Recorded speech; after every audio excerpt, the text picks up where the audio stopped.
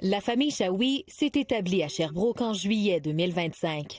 Originaires de l'Algérie, Sarah et Hamza voulaient offrir un bel avenir à leurs 2 enfants. Mais leur rêve canadien a rapidement viré au cauchemar. À seulement 16 mois, leur petit dernier, Eden, est pris en Algérie. On le vit très mal.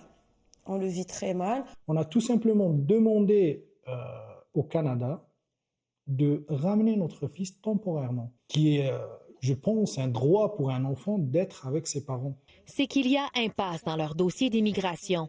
En 2024, Sarah, Hamza et leur aîné Malik obtiennent leur certificat de sélection du Québec.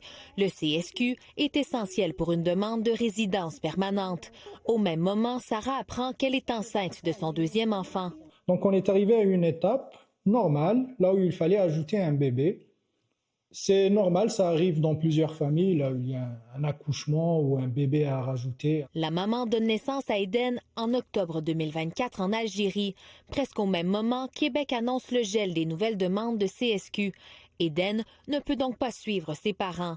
La famille se retrouve devant un dilemme, rester ou partir sans le petit dernier. On allait tout laisser tomber. Et c'est à ce moment-là que ma famille m'ont dit « Mais non, il est entre de bonnes mains, ne t'inquiète pas, on est là. » Ah, c'est qui? Les appels visioconférences sont donc devenus la norme depuis 7 mois. Eden est prise en charge par des proches là-bas. Sa mère fait de nombreux allers-retours entre le Canada et l'Algérie. Quand je suis absente, tous les jours, il est avec une nouvelle personne. Quand maman est avec lui, ok, il s'est quand même habitué à être avec eux. C'est quand même perturbant pour un petit de ne pas voir sa mère, de ne pas voir son père, ensuite de les revoir. Les parents multiplient les démarches pour amener leur fils au pays.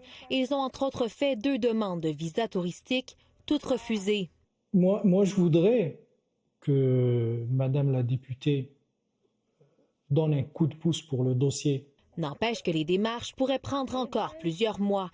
La famille Chaoui pourrait renoncer à rester ici. Il n'y a pas plus cher que notre famille réunie. S'ils refusent un seul membre de notre famille, ils nous refusent tous. Amélie Paquette, TVA Nouvelles, Sherbrooke.